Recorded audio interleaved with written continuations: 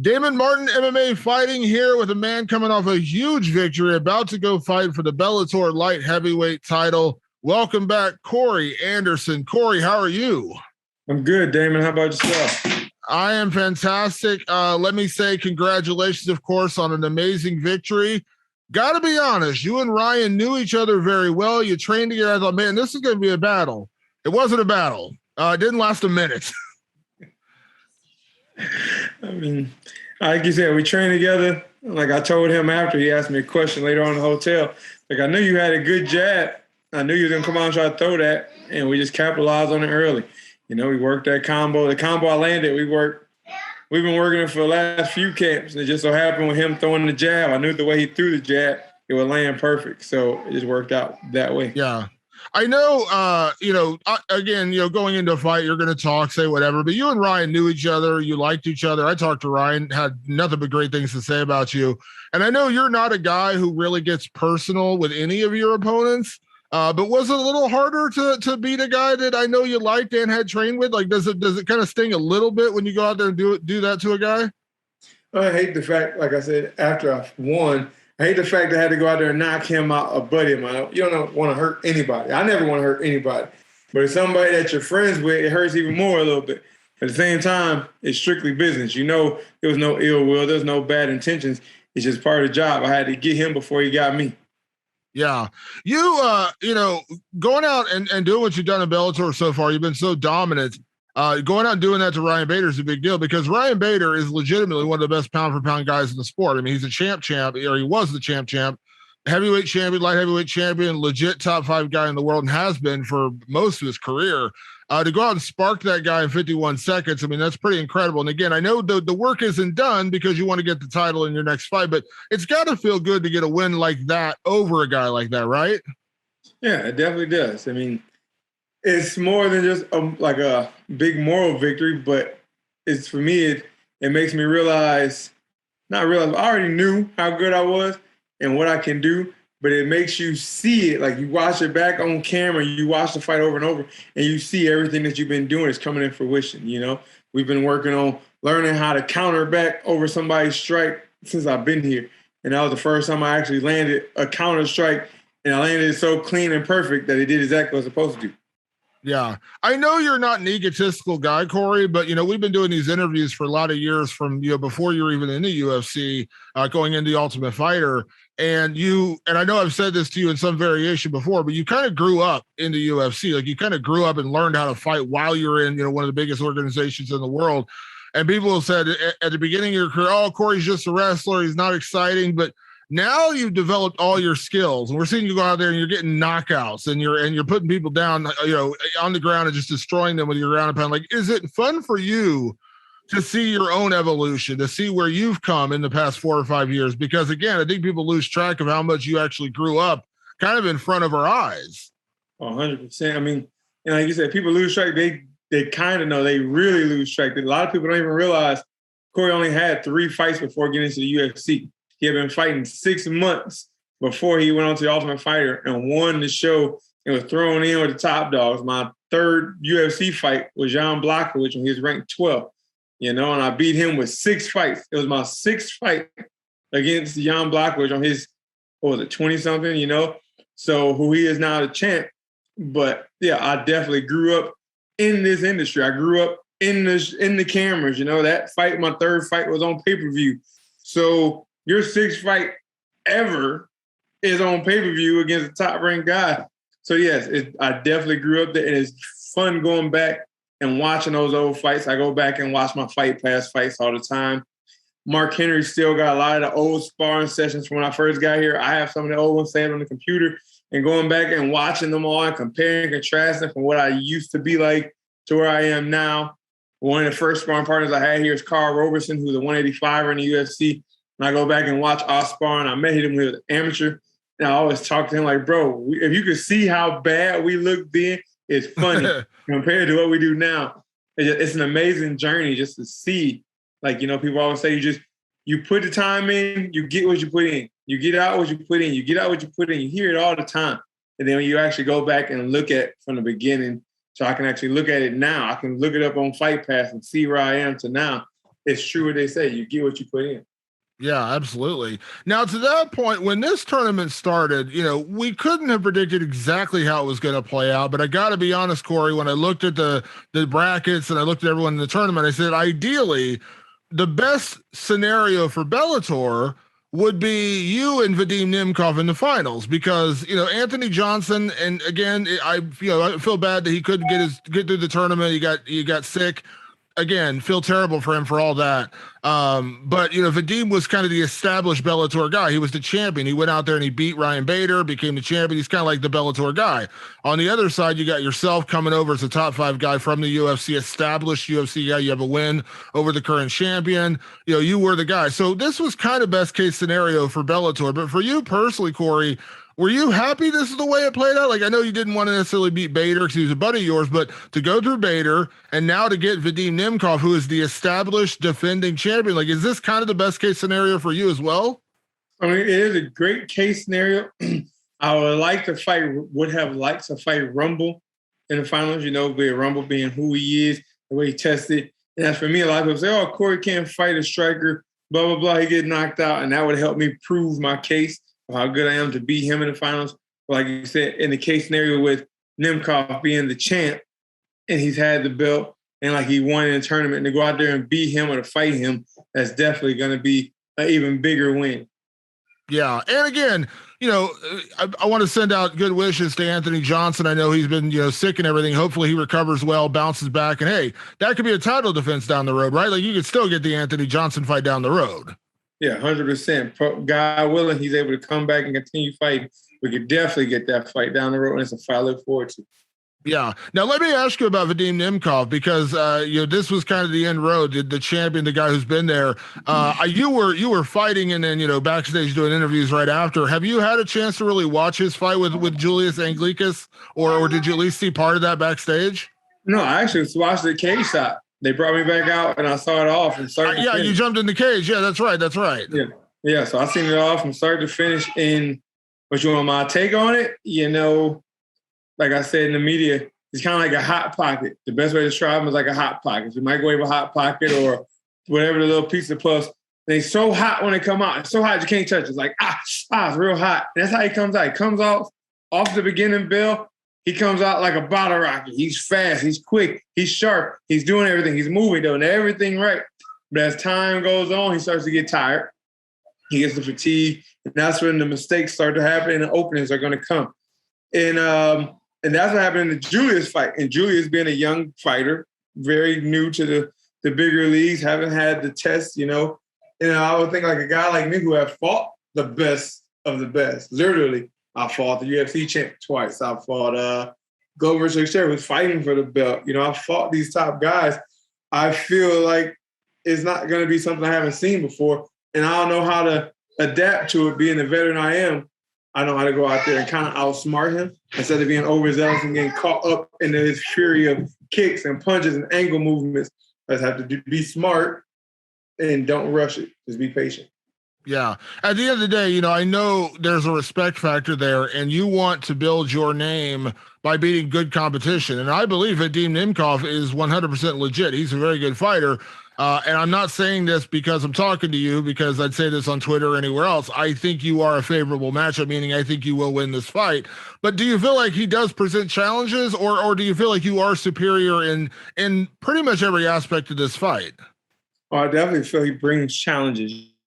As for anybody in the top organizations, ONE FC, UFC, Bellator, all these top guys that's making the money, they all pose a threat because it's something that they're really good at that got them to this point. A lot of their wins come off something. That's from my last fight with Yags. That's from Melvin Manhoff with Ryan Bader. All 3 fighters in the UFC that I've defeated, they all had something that would have posed a challenge for me. But being the veteran I am, in my mindset as trying to be the champion, the wanting to be the champion, and believing I'm the best in the world, you figure out how to adapt and overcome. And that's what training camp is about. We dissect everything they do good, then we dissect everything we do bad. And then we take everything that I do great and figure out how to use it to capitalize on what he does bad and to stop him from doing what he does good, to make it mediocre and make him do that bad later on in the fight. And then we capitalize. Yeah, and you've been such a finishing machine lately. And we saw in the Anglikas fight, he got caught early. There was a moment where it looked like maybe Anglikas was going to pull off the upset. Again, credit to Nemkov for surviving that early knockdown and coming back where he got kind of rattled early in the fight. But you've been a finishing machine lately. Do you feel like there's any way this fight will go five rounds? I mean, I don't prepare for finishes. I just prepare to go out there and do what I do. The last 3 fights, I haven't expected any of them to go get the finish. I've been going out there just playing to dominate. That's how I always fight. I train to dominate. I want to go out and beat a guy up so bad to where when he goes to the locker room, he can't say, well, if I got a rematch, I can beat him. I want them to know when that fight's over, like, I don't want to fight him. I've had guys I've beat after message me or tell me in the back, like, bro, I'd never rematch you, just so you know. Like, that was a tough fight. I'm not going to rematch you. That's what I want to put that fear in somebody. And I've just been fighting that way freely now in Bellator, freely with no baggage and just having fun again. I'm having fun in the cage, and I've just been getting these finishes. So I feel if I go out there and do what I've been doing and he gets tired early, I could get the finish. But him being a champ, and when you got a champ, you have that confidence. I feel he wouldn't allow himself to kind of like quit to where he get the TKO. He would try to fight back. And maybe if I overcome him or be very overzealous and overpower him, like I get him hurt and I just pour it on him where he can't come back, I can get the stoppage. But in my mind, I'm just seeing myself dominating for 5 rounds from start to finish. And if the finish comes, it comes. Yeah. Now, the run you're on, Corey, again, you got to go through Vadim Nemkov. And again, I would love at some point, again, assuming he comes back, you fighting a guy like Anthony Rumble Johnson will be a great fight. And I know you mentioned this on Saturday night. So, again, I know your focus is Vadim Nemkov and becoming light heavyweight champion. I know Ryan Bader's a buddy of yours, so I don't want you to, I don't want to start building a rivalry, but is there a desire for you to, if you become light heavyweight champion, to maybe go up and become champ? I mean, considering you have a 51-second knockout over him, I mean, I got to imagine there's a little bit of desire there, right? To do a rematch at heavyweight at some point, not right away, but like down the road. Oh yeah, 100%. If I got the belt, once I get the belt at 205, definitely go up and get the belt at heavyweight. Hopefully by then, I don't want Bader to lose his belt, but hopefully he ain't the belt holder and I can get it from somebody else. I would hate to have to go beat him twice and take both his belts. I would hate to beat that guy, but at the same time, I would love to beat that guy if he had the belt. 2 belts is just something, at first it was just to be the champ, but then you see like Henry Cejudo, Daniel Cormier, you see Conor McGregor, and people that have done it. It's like, yeah, that's kind of cool. The whole 2 belts simultaneously, Manny Nunes, stuff like that. And that lights the fire when you see them do it. It's like, I want to get a belt. When I get a belt, I want to get a second one. Instead of just defending and get multiple of the same belt, I want to have 2 of them, 2 different divisions and say, I did that. Yeah, absolutely. Corey, let's go ahead and address kind of the elephant in the room, because after the fight, Scott Coker said very clearly he believes the winner of this tournament is 100% in his mind the best light heavyweight in the sport. And I know you believe that as well. Now, kind of out of nowhere, Jan Blachowicz had come out and made the statement on Twitter, and you guys kind of went back and forth. And then he did the interview yesterday, and it was kind of weird. And I'll be honest, I'll say this to you right now. I like Jan. I've interviewed Jan a number of times. Super nice guy.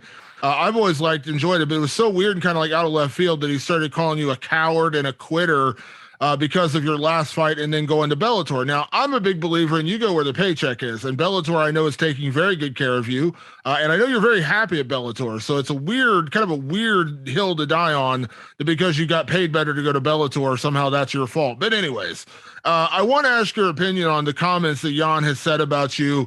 How do you take that? How do you take it when you hear him say that about you? I think it's cute, man. This man, he got the biggest fight in his life coming up. He's going to fight somebody for the belt, to unify that he is still the greatest. His mind, he think he's the greatest.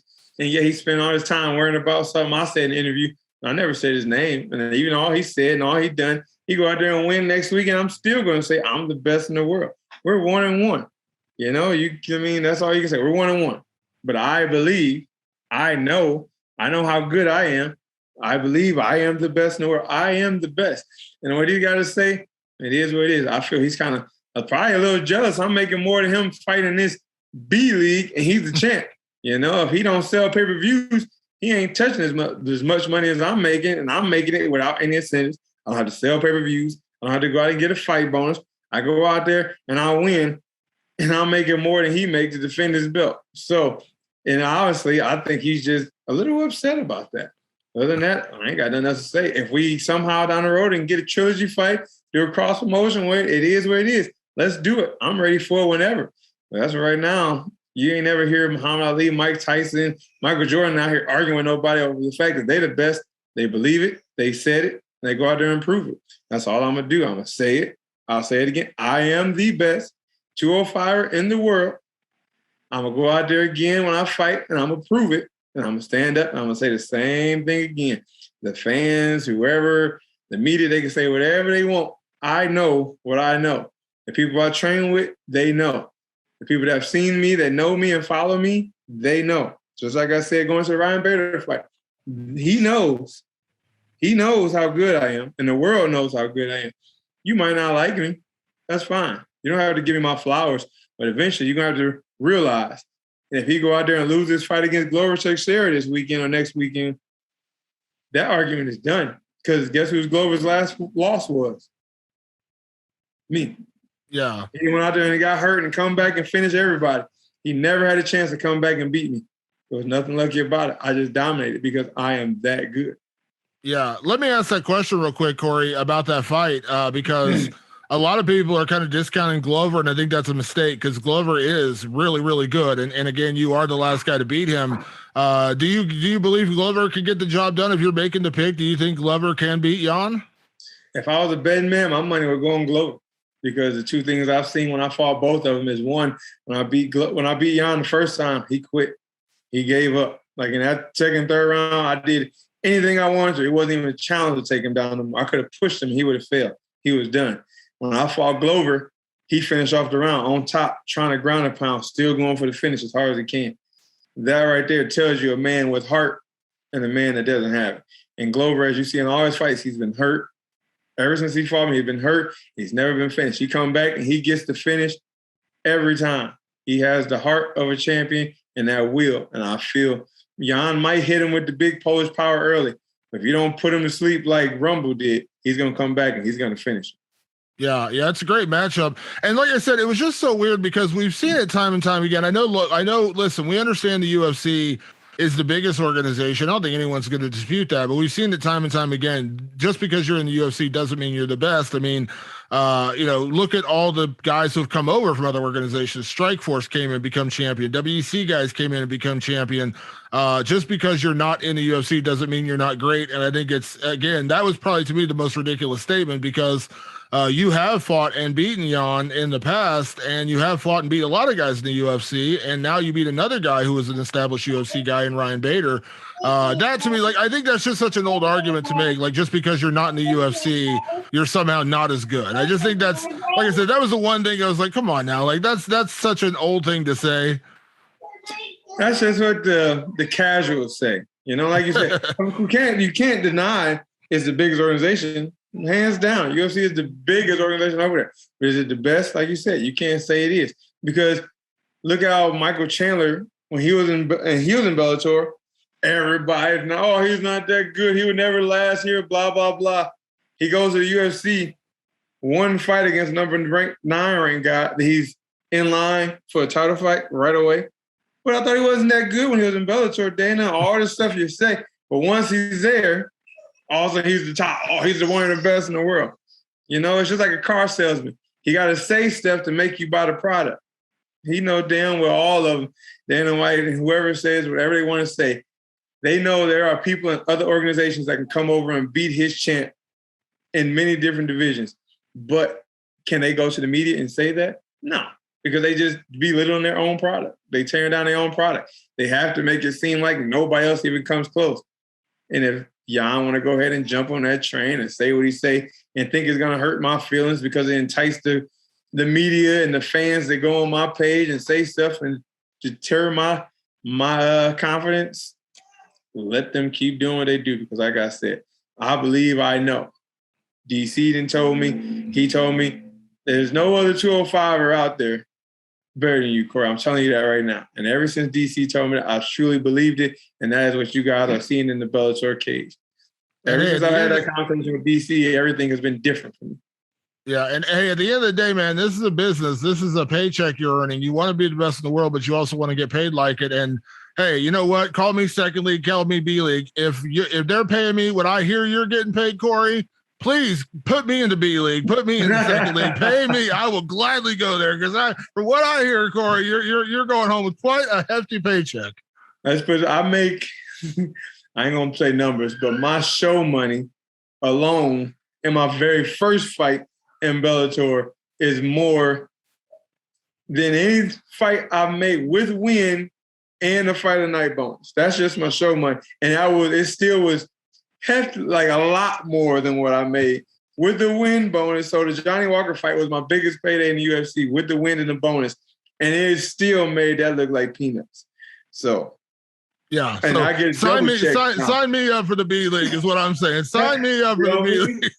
Like Eddie Alvarez says, you're right. We're called the B league, the bag league. We're going to get the bag, boy. You're getting the bag right now, and I'll take the bag any day. Like they told me, you can't pay for your kids' college tuition with a UFC belt, but I can definitely do it with these checks. I love it. It's funny. All the interviews we've done, the only time I can legitimately say I remember you being like kind of fired up was going into Johnny Walker fight because it felt like you were kind of being disrespected. You were being kind of overlooked by the organization. And I know you were a little fired up by that, but it's funny for all the things being said this week. Like you're such a cerebral guy. You're such a smart guy. Like, I don't feel like any of this rattles you. If anything, it sounds like you're kind of having fun with it.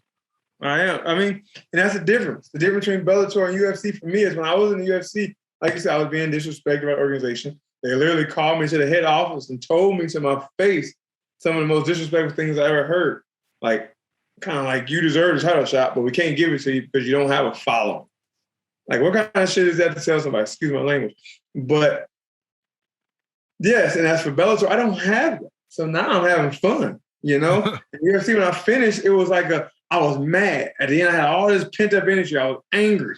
I was trying to prove something to the world. I was trying to prove something to Dana, prove something to Mick, prove something to Hunter Campbell. As for now, I don't have any of that, man. I wake up with a smile on my face. I wake up. I can get up at 3:30 in the morning and just can't sleep. But guess what? I'm happy because I got so many things I can go do now with a smile on my face. I got a beautiful family, and I love the organization I'm working for. Bellator is just so great. At any point, anytime I can message, contact, call anybody. If they don't answer right away, they're going to call me back. If they don't have the answer, somebody's going to call me within a minute with the answer. It's like I don't have to deal with all the stress and stuff I had before. Which is, like you said, I was fired up for the Johnny Walker, but it was more anger than fired up. It wasn't exciting, a good excited. It was an angry excited that I just want to go out there and let them feel my wrath. And as you saw, after the fight, I started cursing, throwing up middle fingers to the crowd, cussing out Mick Maynard and everybody through the cage because there was so much anger that I had to let out. As for now, when I fought Bader and I won, the excitement was just excited. I jumped on the cage and celebrated. I was singing. I was dancing. I was pointing at my fans and my family because I was truly excited and having fun. Like I am having a blast every time I step in that cage, every time I jump in the gym, every time I wake up. As for when I was in the UFC, it was more, I was getting up and going to work. And I didn't really want to work today because I knew it wasn't going to be my day. No matter what, it wasn't going to make these people happy. So I was just doing it because I had to do it. As for now, I'm doing it because I want to do it. And I know the answer to this question, but I'm going to ask it anyways, Corey. And again, you're a long way from being done with your career. So again, lots of things can happen. But if you spent the rest of your career with Bellator, paying what they're paying, doing what you're doing, I imagine you'd be a very happy guy. Sure. I mean, you see how happy I am right now. And I could only get happier than this. If I keep doing what I'm doing, they paying like they paying. I'm like a kid in Disneyland, baby. I might not ever retire. Shoot. I'm gonna start. Hey, I'm gonna tell Scott, like, yo, just put me in a retirement league. Let me fight some of these up and comer kids. You know, make sure they testing. And I just keep getting these checks.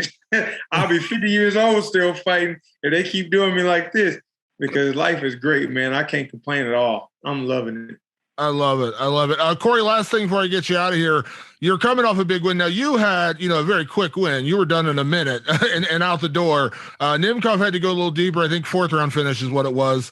Do you have an idea like how soon you'd like to get the title fight going? Has Bellator said anything to you in terms of timeline? I know when I talked to Scott Coker a couple of months ago, he said early 2022, but like anything else, it had to be dependent on health and things like that. But like in your mind, how soon would you like to get the Nemkov fight booked?